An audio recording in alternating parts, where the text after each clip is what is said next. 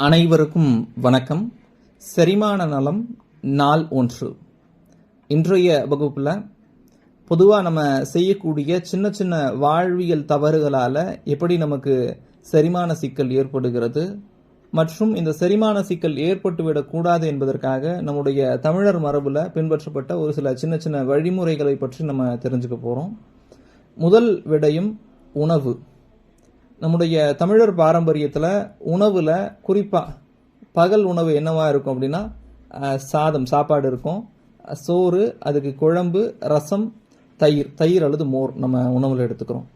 இந்த உணவு முறை அப்படிங்கிறதே நமக்கு செரிமான சிக்கலை குறைப்பதற்கு ஒரு மிகப்பெரிய வழிவகை செய்யும். எப்படி அப்படின்னு பார்க்கும்போது, பொதுவாக நம்ம சாதம் எடுக்கிறோம் அப்படின்னா சாதத்தோடு சேர்த்து முதல்ல குழம்பு எடுத்துக்கிறோம், சாம்பார் எடுத்துக்கிறோம்.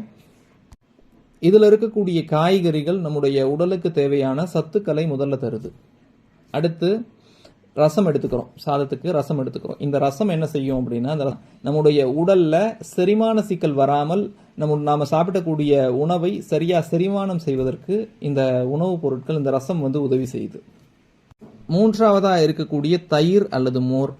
இதுதான் இன்னும் ஒரு முக்கியமான விஷயம். இதை பத்தி நம்ம அதிகமாக பேசியிருக்க மாட்டோம். என்ன அப்படின்னா, நம்ம என்னதான் உணவை எந்த அளவுக்கு மென்று சாப்பிட்டாலும் அந்த உணவு அப்படிங்கிறது நம்முடைய வயிற்று பகுதிக்குள்ள, நம்முடைய குடல் பகுதிக்குள்ள பயணம் செய்யும்போது லேசா அந்த குடல்ல கீறல்களை ஏற்படுத்த வாய்ப்பு இருக்கு. அப்போ அந்த கீறல்களை ஆற்றுப்படுத்துவதற்கு, அந்த கீறல்களை சரி செய்வதற்கு எது பயன்படும் அப்படின்னா, கடைசியா ஒரு லூப்ரிகேஷன் மாதிரி நம்ம தயிர் அல்லது மோரை எடுக்கிறோம். அதனால மதிய உணவு எடுக்கிறோம் அப்படின்னா அதை முறையா எடுக்கிறது எப்படி அப்படின்னா, சாதம், சாம்பார், ரசம், தயிர் மூன்றையுமே சரியா வரிசையா எடுக்கணும். இது மிக மிக முக்கியமானது. நம்முடைய செரிமான சிக்கலை தவிர்ப்பதற்கு இது பேருதவி செய்யுது.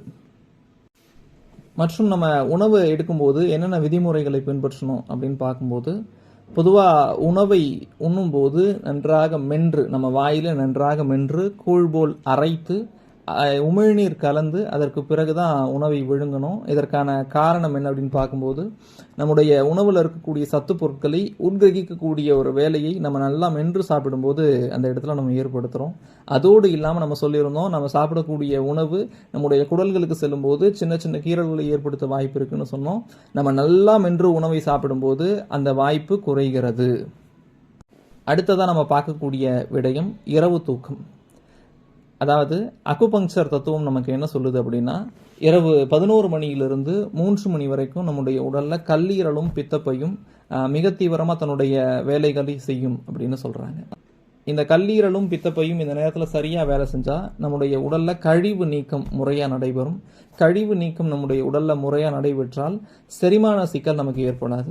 அப்போ இரவு 11 மணியிலிருந்து 3 மணி வரைக்கும் நம்முடைய உடல்ல கல்லீரல் முறையா வேலை செய்யணும், கல்லீரலும் பித்தப்பையும் முறையா வேலை செய்யணும் அப்படின்னா அந்த நேரத்தில் நம்ம ஆழ்ந்த தூக்கத்தில் இருக்கணும். இரவு 11 மணிக்கு நம்ம ஆழ்ந்த தூக்கத்துக்கு போகணும் அப்படின்னா முடிந்த அளவுக்கு அதுக்கு ஒரு 2 மணி நேரம் முன்னாடியாவது நம்ம தூங்க போயிருக்கணும். ஒரு 9-9:30 மணிக்கு நம்ம தூங்க போகும்போது, அதிகபட்சம் 10 மணிக்காக தூங்க போகும்போது தான் நம்மளால இந்த செரிமான சிக்கலை தவிர்க்க முடியும். அதே மாதிரி இரவு உணவு எடுக்கக்கூடிய நேரம், இரவு உணவை முடிந்த அளவுக்கு 7 மணி அல்லது 7 மணிக்கு முன்னாடி எடுக்கிறது ரொம்ப ரொம்ப நல்லது. இரவு உணவுக்கும் இரவு தூக்கத்தும் குறைந்தபட்சம் 2 மணி நேரம் இடைவெளியாவது இருக்கணும். ஆக இதுதான் இன்றைய வகுப்புக்கான பாடம். நன்றி.